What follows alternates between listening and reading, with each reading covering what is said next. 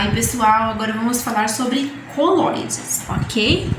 O que são colóides? Como a gente falou, são aquelas misturas que têm partículas maiores, que no caso das soluções. Então, por isso eu coloquei aqui um grande aglomerado de átomos. E esse aglomerado de átomos chama micelas, tá bom? Na solução, nós temos átomos espalhados, né, na solução, ou moléculas espalhadas. Uma molécula para cá, outra mais distante. No colóide, nós temos micelas, que são grandes aglomerados de átomos ou moléculas. Essas micelas causam o que nós chamamos de efeito Tyndall. O que acontece? Quando entra a luz dentro de um colóide, a luz bate nesses aglomerados e é desviada. A luz não faz isso nas soluções porque é muito pequenininha as partículas. É um átomo para cá, outra molécula. Mas no caso do colóide, são grandes aglomerados, eles são capazes de desviar a luz. Ok? Então, eu vou apagar a luz aqui e vou mostrar para vocês um efeito Tyndall na gelatina. A gelatina é um colóide em que a água é o dispergente e a gelatina é o disperso, ok? Aqui nós não falamos em soluto nem solvente, beleza? Só dispergente ou disperso, porque não é uma solução.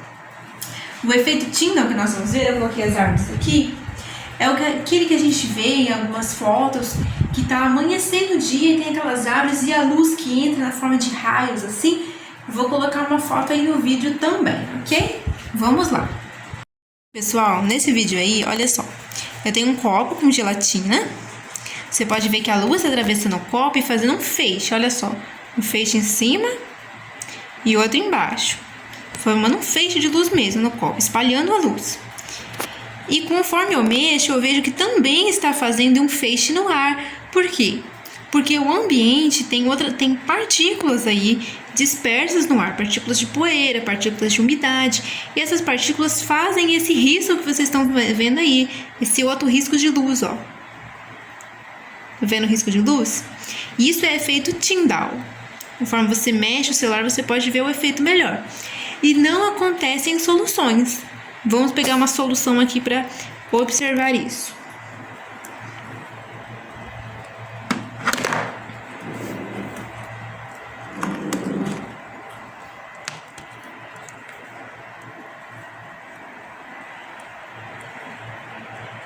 Olha, quando a luz atravessa o copo que tem a solução, isso aqui é uma mistura de água com sulfato de cobre. Ou seja, uma solução eletrolítica ainda. Você coloca o celular e não está formando feixe.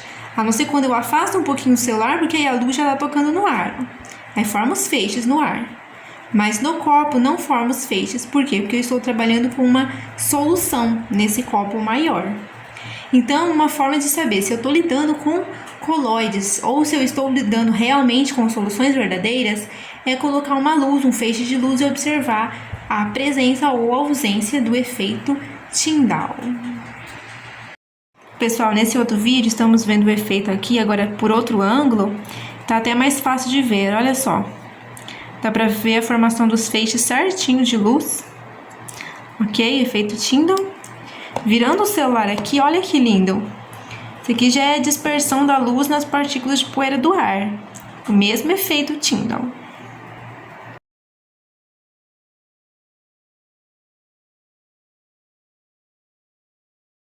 Pessoal, agora eu tenho aqui no quadro os diferentes tipos de colóide que eu tenho. Aqui na coluna, o estado físico do dispergente e na linha, o estado físico do disperso, ok? Então vamos lá. Nessa condição de dispergente gasoso e disperso gás, não existe colóide, ok? A gente falou lá na solução que isso é uma propriedade exclusiva das soluções, ok? Só as soluções fazem mistura de gases com gases.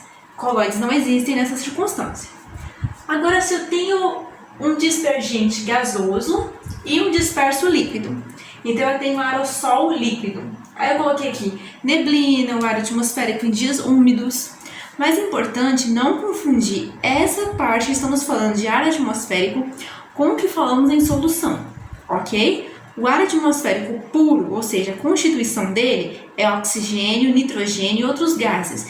Isso é uma solução, ok? Agora, quando a gente fala em ambientes reais, ou seja, a vida realmente como é, tem poeira, tem gases, tem fumaça e tem umidade, ok? Então aí nós temos colóides. Então, aerossol líquido, a neblina, é o ar atmosférico com gotículas de água ali misturado. Já o aerossol sólido, eu tenho um dispergente gasoso, que é o ar atmosférico, e um disperso sólido, que são partículas de fuligem e outros materiais que vêm na fumaça.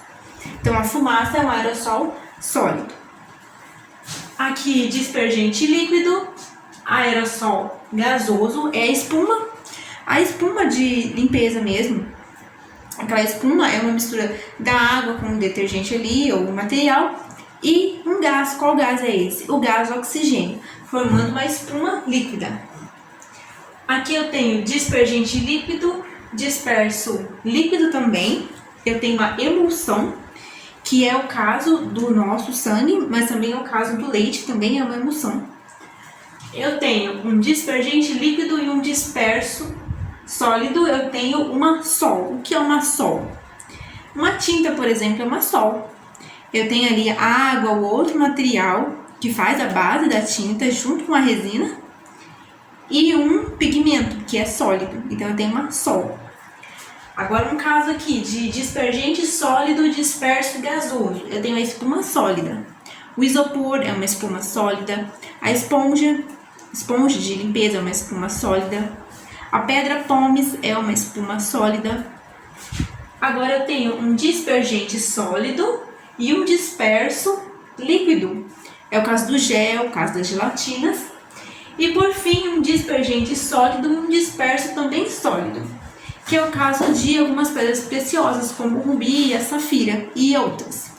Nesses casos aqui, das pedras preciosas, tanto na safira quanto o rubi, na verdade, eles são pedras feitas de óxido de alumínio, ou seja, alumínio e oxigênio. Ok. Só que no meio ali dos cristais dessa junção de alumínio com oxigênio, o que nós temos? Outros cristais que tem ferro misturado, que tem cromo misturado e que dá as cores nas joias.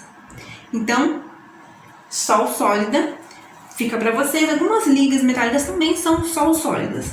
Mas aqui vamos focar nas pedras preciosas, ok? Então, encerrou o nosso assunto da aula de hoje e nós temos atividades aí na apostila, ok?